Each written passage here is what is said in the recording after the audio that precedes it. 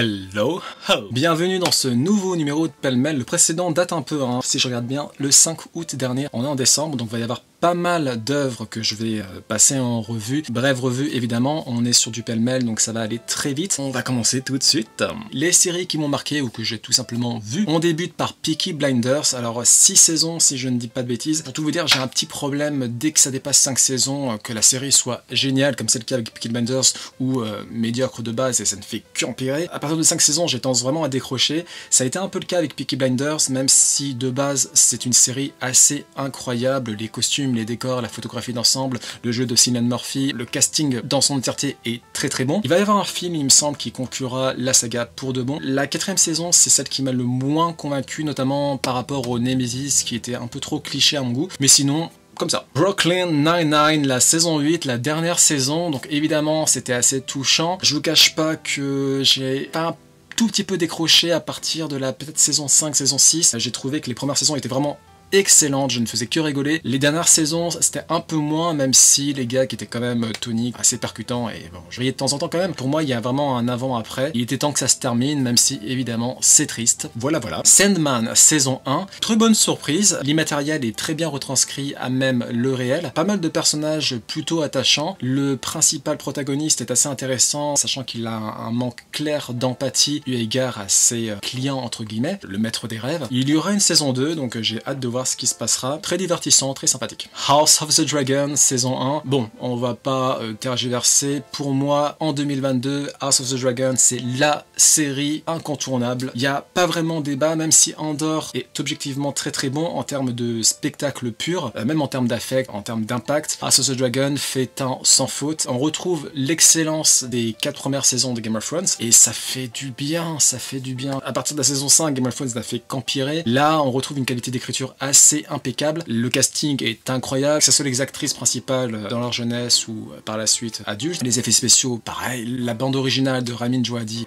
des intrigues, les cliffhangers, c'est un sans faute. Tarde de voir la saison 2. Vite, s'il vous plaît, vite. She-Hulk, saison 1. Alors, je fais partie des rares à avoir apprécié cette série du MCU très light. C'est une comédie avec pas mal de versants méta qui m'a plutôt fait rire. L'actrice principale est très convaincante dans le rôle de Jessica, il me semble, ou Jennifer Banner, je sais plus. C'est des petits épisodes, ça se laisse voir avec facilité. Moi, la saison 2, je suis chaud patate. Les Anneaux du Pouvoir, saison 1. C'était long déjà, c'était très très long, beaucoup trop long. Un épisode, je crois que ça fait 1h10, 1h15, on peine à s'attacher au personnage. J'ai commencé à avoir un affect, à développer un affect à partir peut-être des derniers épisodes, des 2 derniers épisodes, donc c'est quand même lourd. Visuellement, c'est quasiment impeccable, même si en termes d'action, au niveau de la scénographie, les batailles, les duels, etc., j'ai pas vraiment été transporté, j'ai pas trouvé qu'il y avait un certain talent en termes de chorégraphie. Le casting, pareil, m'a pas vraiment convaincu. Ceci étant dit, j'ai quand même passé un bon moment, j'ai trouvé ça divertissant. Moi, la saga du Seigneur des Anneaux, de base, je suis pas hyper fan, je me suis endormi à la fin du Retour du Roi, donc c'est pour vous dire. Ce que j'ai cru comprendre, c'est plutôt un bon point quand on regarde les Anneaux du Pouvoir, sachant que c'est une réadaptation du Silmarillion, il me semble. Moi j'ai tout oublié, donc même les événements qui se passent dans la trilogie initiale, quand il y a un rappel de ces événements, et même si c'est mal fait, en soi, moi j'ai dit ah oui d'accord, c'était ça, et bon, ça va pas choquer plus que ça quoi. En espérant une saison 2 mieux ficelée, plus solide, Amazon, parce que bon. Voilà. Terrace House. Alors, j'ai commencé par la saison 2, disons la saison 1 qui est produite par Netflix. C'est une émission de télé-réalité qui se passe au Japon. J'ai beaucoup aimé, c'est un regard très intéressant sur les us et coutumes de jeunes japonais qui sont donc filmés dans une grande maison, ils vivent en colocation, 3 garçons, 3 filles. Il y en a qui recherchent l'amour, il y en a qui cherchent un avenir professionnel, il y en a qui cherchent à consolider leur débouché professionnel. C'est plutôt intéressant, il y a certains clichés qui sont plutôt tordus, notamment tout le rapport à l'hygiène. Moi je pensais que c'était comme ça en fait, pas tant que ça non plus. C'est très marrant, grâce notamment à des commentateurs qui font un très bon boulot de showgirls, showman. Sachez que cette émission, c'est que j'ai regardé donc après la saison de Netflix, s'étend sur plus de 2 ans. Un épisode équivaut à 1 semaine, ce qui veut dire que les participantes et participants, ils sont pas à huis clos, ils vont avoir accès aux réseaux sociaux notamment, et si ça parle mal d'eux, s'il y a du harcèlement en ligne, malheureusement, ils vont être sujets, et on voit parfois l'impact que ça a sur la psyché. C'est ce qui m'a freiné dans ma mise en route de Terrace House, parce que ça faisait un moment que je voulais m'y mettre. Si vous n'êtes pas au courant, la dernière première saison a été frappée par une tragédie, le suicide d'une candidate, suite à du harcèlement en ligne notamment. Quoi qu'il en soit, ça reste intéressant de voir la perception japonaise de concepts tels que l'amour, le travail, la volonté, la persévérance, etc. etc. Andor, la saison 1, donc j'en ai un tout petit peu parlé avec House of the Dragon. Pour moi, donc House of the Dragon, clairement, c'est sur le piédestal. En deuxième position, très solide, Andor. Objectivement, je dirais que c'est la meilleure série Star Wars dans la mesure où elle est aboutie de A à Z. C'est très structuré, ça prend son temps, ça prend volontairement son temps et ça fait plaisir à voir. C'est très terre à terre vu qu'on n'est pas sur des histoires de Jedi, de bébé Yoda. C'est pour la plupart du temps des humains qui subissent le joug de l'Empire galactique. C'est peut-être la série la plus sombre, l'œuvre même la plus sombre de Star Wars. C'est assez mature, c'est psychologiquement très intéressant, parfois difficile pour les plus sensibles d'entre nous. Un grand bravo, le casting est impeccable, la bande originale, les rares séquences d'action sont orchestrées de manière faramineuse. Vivement la saison 2. Tales of the Jedi, c'est une série de seinets, les flashbacks, origin stories de personnages phares du Star Wars Universe. J'ai été un peu moins convaincu, c'est divertissant mais c'est un peu aussitôt vu, aussitôt oublié en ce qui me concerne, sachant que Star Wars Verse, bon j'aime bien mais je suis pas non plus hyper fan. Ça se laisse voir mais c'est un peu trop court peut-être pour qu'on puisse s'y plonger pleinement. Dans la lignée de Tales of the Jedi, j'ai commencé à suivre Clone Wars, donc la série d'animation. Ça a l'air plutôt sympa, j'en ai entendu beaucoup de bien et c'est pour ça que j'ai fini par m'y mettre malgré la longueur de l'œuvre. J'avais pas compris qu'il y avait un film d'animation avant qui était pour le coup assez lourd, j'ai mis très longtemps à le finir, et là avec les séries et le format d'épisode de 20 minutes, ça passe beaucoup mieux. À voir. The Handmaid's Tale, saison 5, je vais me répéter, mais en gros, moi, quand ça commence à tendre vers la 5e saison, j'ai tendance à décrocher, et là, ce fut un peu le cas pour cette 5e saison de The Handmaid's Tale. C'est toujours aussi sombre, c'est toujours aussi balèze en termes de photographie, en termes de projection sociétale sur les risques que l'on pourrait encourir eu égard aux conditions, aux droits des femmes, mais aussi des diverses minorités, dans un contexte de tension notamment. Mais en fait, c'est tellement sombre en continu que ça en devient prévisible. À un moment donné, à la 5e saison, je vous avoue que j'ai soufflé. A priori, il y aura une 6e et dernière saison, et il était temps. Je serai quand même du rendez-vous, parce que le casting est impeccable, Elisabeth Moss est toujours aussi prodigieuse, de même que le casting de base, hein. Voli-volo. Mercredi, la saison 1, très divertissant, très sympathique, ça se regarde vraiment avec un grand plaisir. Jenna Ortega est impeccable, je suis tombé amoureux, pour tout vous dire, voilà. Jenna Ortega, if you see me, I deeply love you. Ça sera coupé parce que c'était... Non. Une belle revisite de la famille Addams, même si évidemment c'est focus sur Mercredi Addams. On voit un peu notamment ses parents, Morticia et Gomez Addams. La main par contre joue un rôle assez prépondérant, elle est magnifique, elle est impeccable. Son alchimie avec sa coéquipière, je sais plus comment elle s'appelle, Emma je crois, est extraordinaire. En gros c'est pas mal de feel good malgré un humour noir acerbe. J'ai pas forcément ressenti la patte de Tim Burton en termes d'esthétique, mais c'est pas plus mal parce que moi Tim Burton je suis pas non plus giga fan. Je serai évidemment de la partie pour la saison 2. C'était très sympa et la danse de Jenna évidemment iconique. The White Lotus saison 1, alors là c'est une série vraiment sur HBO que j'ai suivi un peu en coup de tête, je ne savais pas trop à quoi m'attendre. Au final je me retrouve face à une comédie très sympa, les personnages sont assez caricaturaux et encore en fait ça se passe dans un resort touristique très haut de gamme à Haïti, sur l'archipel haïtien. On suit notamment le quotidien de gens ultra riches qui sont un peu déconnectés, un tout petit peu déconnectés des conditions du réel. Ça laisse à réfléchir notamment sur ce qu'on est en train de foutre sur cette foutue planète, l'inégalité des conditions entre pauvres et riches ultra riches. Très probablement l'une de mes meilleures surprises de l'année 2022. Petite édite, vu que j'ai terminé la saison 2, je l'ai préférée à la saison 1 qui avait une fin un peu trop réaliste, très cynique et frustrante. Alors la saison 2 en soi, la conclusion est hyper frustrante, mais je crois que je me suis un peu plus attaché au personnage. Pas mal de séquences cultes, pas mal de passages très drôles. Et bon sang, qu'est-ce que c'est divertissant, qu'est-ce que c'est addictif. Je veux la saison 3 et je veux que cette saison soit avec une actrice bien spécifique. Débrouillez-vous HBO, mais il faut qu'elle soit là. On embraye sur les dramas, alors j'en ai vu qu'un, ce qui est déjà pas mal en soi, hein. Sweet Home, donc la saison 1, c'est du zombie apocalypse dans une résidence d'immeuble. J'aurais préféré qu'on reste purement et simplement sur du zombie apocalypse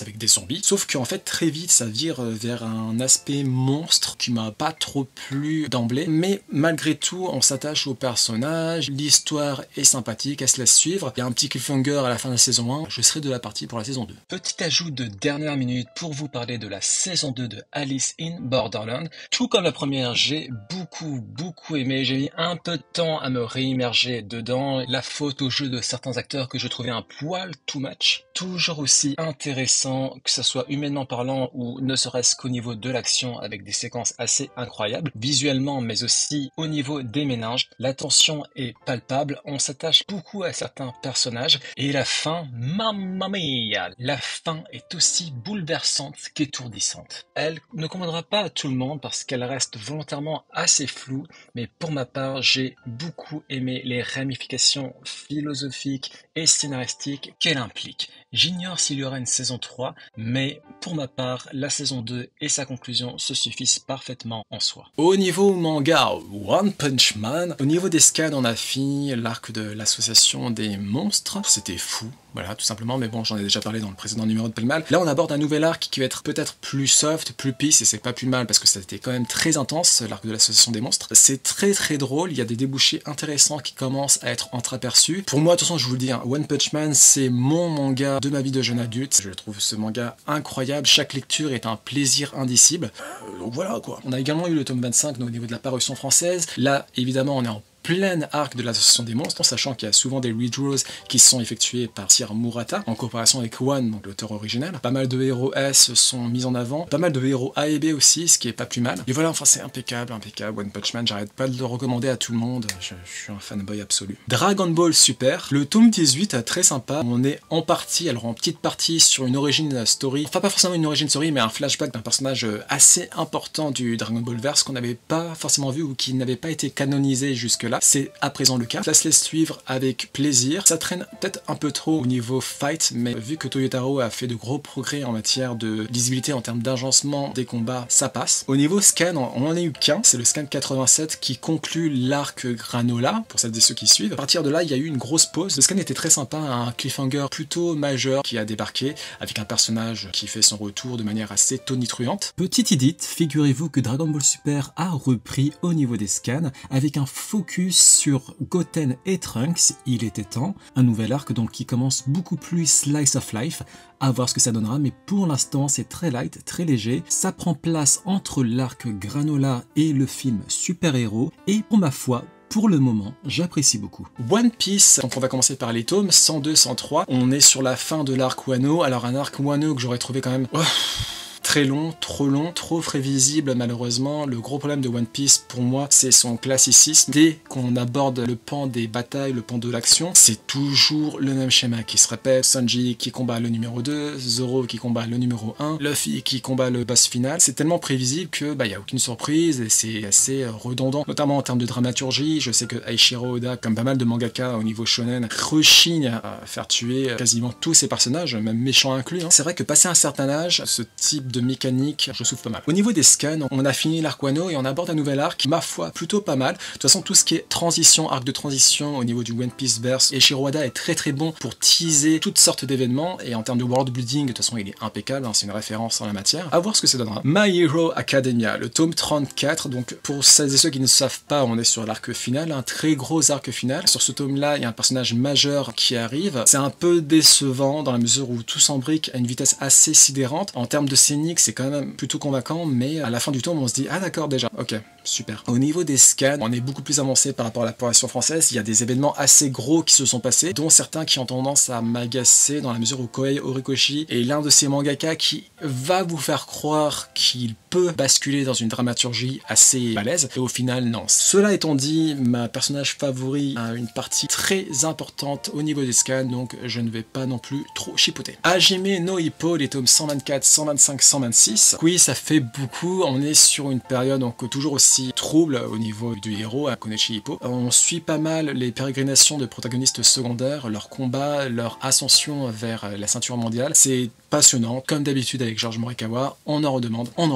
Au niveau des scans, on est sur un combat très important, notamment avec Ricardo Martinez, qui est le champion mondial de la catégorie des Lightweight Fever. Pour celles et ceux qui ne suivent pas le manga, Ricardo Martinez, on l'a vu se battre en fait très peu de fois, donc le voir comme ça en action sur un combat entier, c'est assez génial. Boruto, le tome 14, je vous avoue que là j'ai un petit trou de mémoire, le tome 14 c'est celui-ci. Ok, donc on a fini l'arc, alors c'est pas qu'on ait fini l'arc Kara, mais on a plus ou moins fini l'arc Kara. Là on bascule sur l'arc Code, avec de nouveaux protagonistes qui font leur apparition, des protagonistes qui me paraissent très intéressants, notamment en termes de personnalité, mais aussi en termes de débouchés scénaristiques. À voir ce que Masashi Kishimoto et Mikio Ikemoto ont dans leur besace. Au niveau des scans, c'est un peu plus avancé, mais ça prend quand même son temps, ce qui est plutôt agaçant vu que le rythme de parution est mensuel. On est souvent sur notre fin à chaque fin de chapitre. Cela étant dit, moi j'ai plutôt été agréablement surpris par la construction du nouveau lore Otsutsuki qui est en train de s'étendre. À voir ce que ça donnera. Moi, le gros reproche que j'ai à faire au manga, c'est surtout au niveau des protagonistes secondaires. Il n'y en a souvent que pour Boruto et Kawaki. Heureusement que l'anime est là pour compenser, mais c'est vrai que j'aimerais vraiment que le manga arrête de faire une fixette sur les deux boys. Il y en a d'autres aussi à côté de ça. Toujours dans l'univers Boruto Naruto, deux side stories qui sont très sympas. Sasuke Story et Konoha Story sur Mirai, qui a été adapté d'ailleurs en anime. Très sympathique. Ça se laisse suivre vraiment très facilement. C'est disponible gratuitement sur le site du Jump, le site officiel. Gintama, les tomes 74, 75 et 67, on est sur un arc final qui était très long, mais qui est en train de se terminer. Un arc vraiment très sympa. Ce que j'aime bien avec l'auteur de Gintama, c'est qu'il parvient à concilier des arcs très sérieux, voire une petite dramaturgie avec de l'humour quasiment constant, et ça marche. En fait, l'alchimie est vraiment sympa. À voir comment ça se terminera. Je sais que Gintama continue après sous un format mensuel. Je ne serai probablement pas de la partie. 76 volumes, c'est quand même déjà pas mal, et puis j'ai tout simplement plus de place. Ils vont manquer ces trois-là, ces trois idiots. Hunter x Hunter, le grand retour du Messie. Hunter x Hunter, il y a 10 scans qui sont sortis, 391 jusqu'à 399 ou 400. C'est très bon, comme d'habitude. Hunter x Hunter, ça fait partie de ces ovnis du shonen qui font pas vraiment shonen, qui font plus seinen, que ça soit en termes d'écriture, que ce soit en termes de noirceur. C'est juste impeccable et j'espère vraiment que Togashi-san, en termes de santé notamment, parviendra à enfin avoir un rythme un peu plus constant. On a eu une pause de peut-être 4 ans, 4-5 ans. Je sais que maintenant il est entouré d'une petite équipe. Croisons les doigts. Au niveau anime, alors il y a de quoi dire, hein. Pokémon, on est sur la fin de l'arc, que ce soit pour Sacha ou Go. Ça a été assez incroyable, assez historique. Tout ce que je peux vous dire, c'est que c'est un tournant majeur, tant et si bien que la prochaine saison de Pokémon sera tout bonnement sans Sacha, sans Satoshi et Pikachu. C'est un petit coup dur, hein, quand même 25 ans passés avec Sacha, et enfin, on passe à deux nouveaux protagonistes, une fille et un garçon, à voir ce que ça donnera. Boruto, l'anime, on est sur un arc plutôt sympa, une sorte de Squid Game. Ça va pas vraiment fouiller au niveau des personnages, mais la dramaturgie est là, ça se laisse suivre, c'est plutôt sympa, donc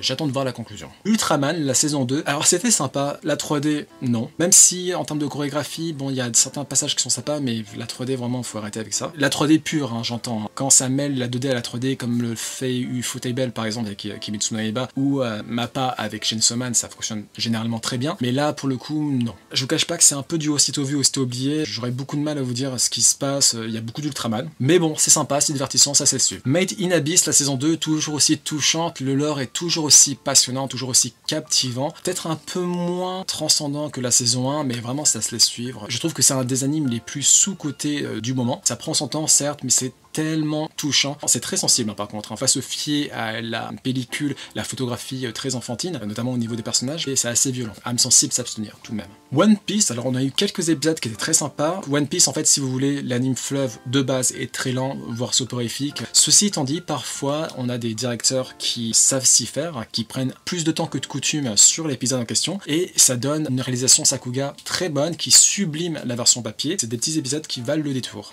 Robin d'ailleurs a un très bon focus. Bastard saison 1, alors si vous n'avez pas lu le manga quand vous étiez adolescent, s'il n'a pas ce cachet nostalgique, je la décommande. Je la recommande pas du tout, non pas parce que l'anime en soi est mal foutu, en termes de réalisation c'est plutôt pas mal, mais disons qu'il a très mal vieilli, notamment au niveau du sexisme. Toutes les filles sont objectifiées, même si certaines d'entre elles ont un rôle assez important en termes de scénarisation, mais c'est tellement limite au niveau agression sexuelle.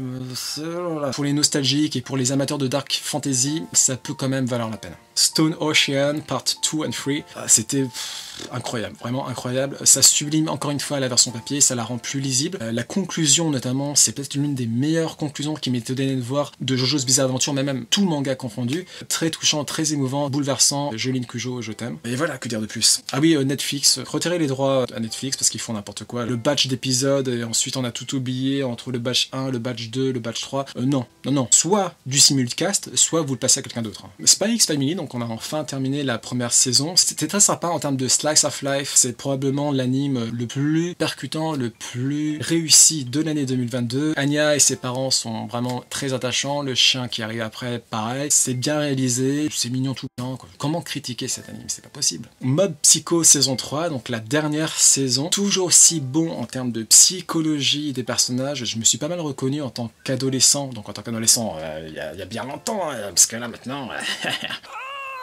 La psyché des personnages, leurs angoisses, notamment au niveau de la vie d'adulte, sont plutôt bien retranscrits en termes de premier amour, en termes de coup de foudre, en termes d'évolution, notamment au niveau de mob. C'est toujours aussi bien foutu au niveau animation. C'est touchant, c'est très touchant. Il y a une dramaturgie qui est là. Dites-vous que c'est One, c'est l'auteur de One Punch Man, mais c'est plus sensible, c'est plus humain que OPM en fait. OPM est plus action, plus punchy. Mob Psycho 100, c'est plus humain, c'est plus sensible et voilà. Foncez.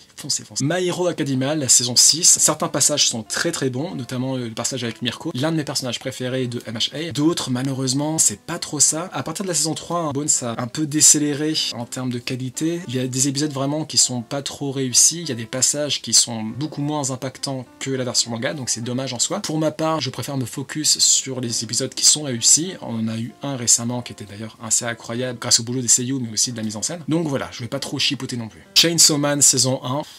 Que dire. Au tout début, je me rappelle, je m'étais dit, alors est-ce que ça va être l'anime de l'année, sachant qu'il y a eu quand même Kimetsu no Yaiba qui a eu un final incroyable. Et là, en fait, plus les épisodes passent, plus je me dis que Chainsaw Man est peut-être un tout petit peu au-dessus. Alors c'est peut-être la fraîcheur aussi qui impacte sur mon jugement. Le visuel est ouf, le chara-design est dingue, les personnages sont plutôt attachants, bien construits. Il y a un focus sur tout ce qui est slice of life qui est assez curieux, mais vraiment génial, parce qu'on est quand même sur un shonen d'action. Et d'ailleurs, en termes de shonen, j'ai retrouvé la noirceur un peu de Hunter x Hunter, en fait. On a parfois l'impression d'avoir affaire à un seinen plutôt qu'un shonen, et ça c'est génial. L'auteur d'ailleurs, à ce qu'il paraît, s'est mis un point d'honneur à ne pas trop s'attacher à ses personnages afin d'avoir une écriture qui surprenne, qui choque parfois, et autant vous dire que c'est réussi. To Your Eternity, la saison 2, bah, c'est comme la saison 1, c'est très touchant, le rapport à la vie, à la mort. Si vous êtes sensible, bah, je pense que vous allez pleurer à certains moments. C'est tout simplement beau, c'est lent certes, mais c'est beau. Bleach, la guerre sanglante 2000 ans, un boulot mais impeccable, vraiment impeccable, que ce soit la bande originale, le visuel, tout est parfait. C'est peut-être la big surprise en termes de shonen. Personne ne s'attendait à ce que ça soit aussi réussi. L'arc Quincy est sublimé mais fois 1000, alors que Tite Kubo a fait quand même un très bon boulot en termes de chara-design notamment, mais c'est vrai que l'intrigue, ça reste du classique, mais l'anime est tellement renversant que là pour l'instant c'est en train de gommer les défauts de la version papier. Kage no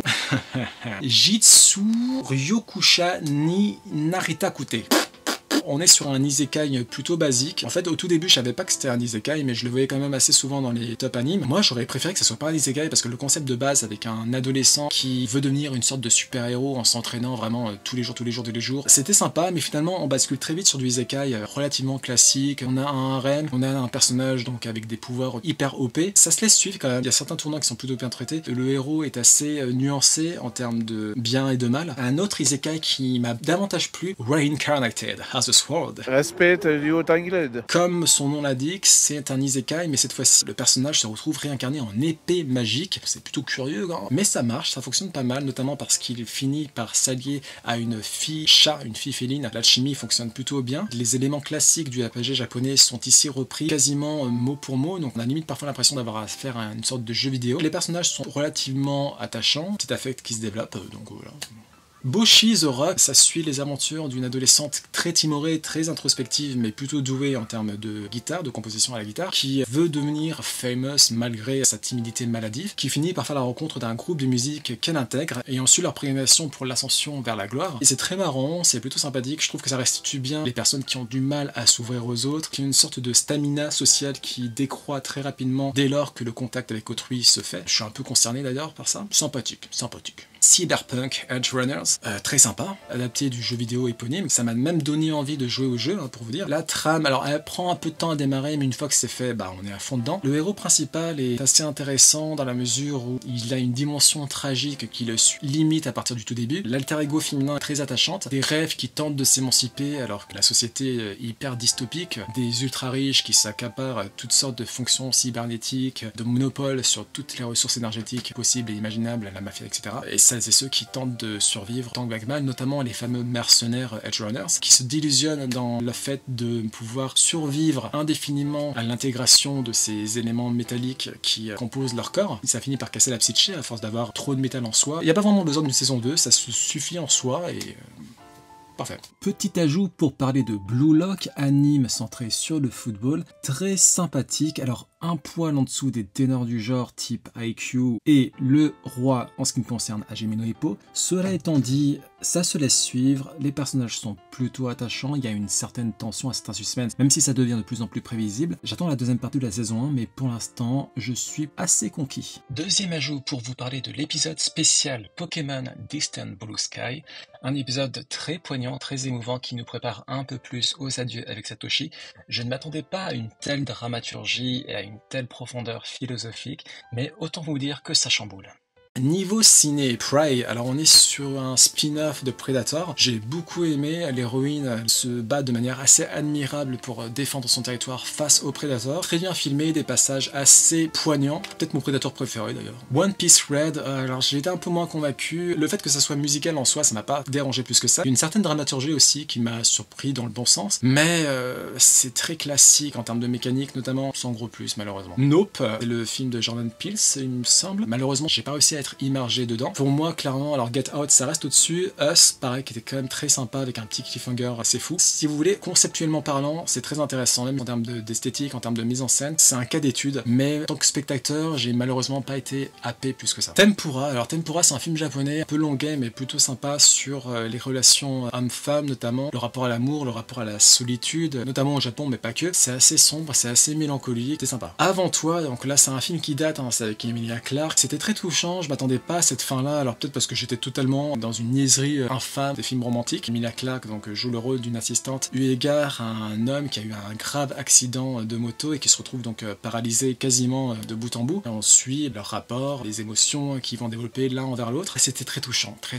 touchant. Beast avec Idris Elba, un film de divertissement, un petit blockbuster qui se laisse voir. Ça reste très classique, mais bon, pourquoi pas. Le fait que ça soit un lion plus ou moins géant, je m'attendais à ce qu'il soit vraiment géant, mais en fait pas plus que ça. La mise en scène est plutôt sympa, il y a des séquences plutôt cool, mais bon, je vous cache pas que un peu du aussitôt vu, aussitôt oublié quand même. Don't Worry Darling, donc c'est le premier film de Olivia Wilde, je crois, et j'ai passé un bon moment. Certains concepts scéniques sont plutôt osés, et j'ai été agréablement surpris au niveau du cliffhanger. Il y a quand même pas mal de défauts en termes de rythme notamment. Pour un premier essai, encore une fois, c'est pas mal. Oubliable, mais pas mal. Dragon Ball Super Hero, alors c'était l'une des bonnes surprises de l'année, je m'attendais vraiment à une catastrophe, notamment visuelle, vu qu'on est sur de la 3D pure et dure. Encore une fois, la 3D, non, moi je suis contre, mais au niveau chorégraphie, il y a quand même un minimum d'impact, on prend quand même du plaisir au niveau des joues, surtout la trame est plutôt sympa, on est désaxé sur Vegeta Sangoku qui sont de leur côté, qui s'entraînent, etc. Plutôt sur du Sangohan, Piccolo, un peu pan, sachant que ça se passe quelques années après l'arc Moro, donc celles qui suivent la version papier. C'était franchement sympa, c'était un bon moment, belle surprise. Black Adam, visuellement sympa. The Rock, je l'ai trouvé plutôt convaincant dans le rôle de cet anti-super-héros qui n'hésite pas à tuer des méchants. Donc de ce côté-là, c'était assez sympa, même si c'est pas forcément hyper fouillé. L'action est bien restituée. Le méchant est éclaté au sol, cliché as fudge. Malheureusement, il a fait un semi-flop et du coup, en fait, le cliffhanger de fin qui laissait penser à un DCE assez prometteur, avec notamment le retour d'un certain protagoniste. Finalement, tout est foutu en l'air, notamment à cause du flop, mais pas que. Donc James Gunn et un autre producteur, je crois que c'est Peter Safran, ont repris les rênes du DCEU, ils veulent faire un reboot complet. Du coup,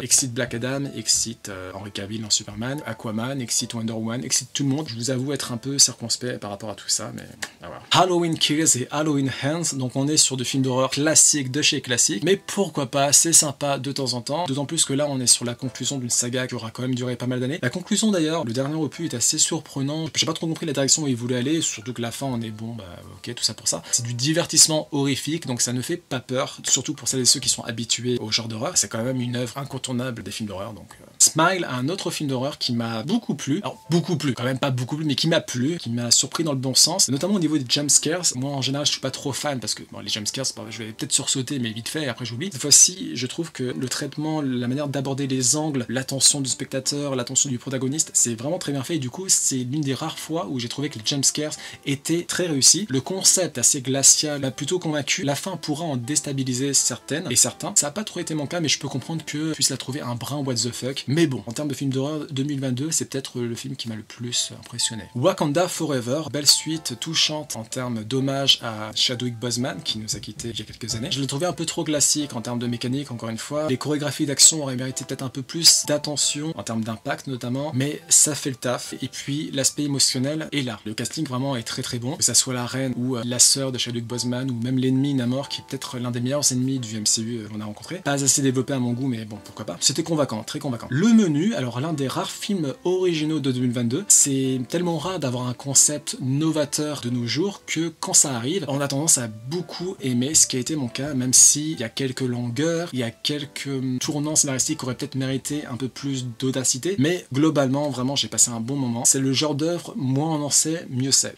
Motu, c'est bouche cousue. Avatar, la voix de l'eau. Très bon, j'avais été déçu du premier et j'ai été plutôt convaincu du deuxième. L'histoire est mieux construite, même si très simpliste. On reste quand même sur un Disney à même Pandora, mais l'affect que je n'avais pas vraiment dans le premier, là, il était présent pour la famille Na'vi, la famille Sully. La dramaturgie a une petite place. Le visuel a quasiment 10 ans d'avance sur l'industrie des effets spéciaux de nos jours. C'est juste faramineux. C'est une expérience sensorielle assez unique. Je pense que James Cameron a réussi son pari. Je pense que les recettes vont être assez dingues. Allez le voir ne serait-ce que pour l'aspect sensoriel, visuel, même en termes de récit, en termes d'odyssée, en termes d'univers, en termes de lore, c'est prodigieux ce qu'ils ont réussi à faire. Les rites, les traditions du peuple aquatique notamment, c'est...